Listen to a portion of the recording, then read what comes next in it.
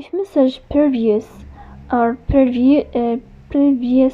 missing from your DM list on Discord, showing incorrectly or not updating with new messages, in this video I will show you how to fix DM list message previous on Discord app. The first thing you have to do is to go to Discord.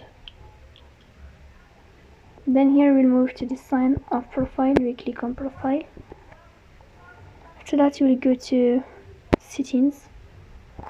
Here in this page of settings, here in this page you will find appearance, so you tap on appearance. Then here in this window you will find DM or direct messages list message preview, so you can manage it here and then you will fix this problem. So this is how it works. If you enjoy watching this video and if this video is helpful for you, don't forget to support us by like and subscribe. See you next time in another video.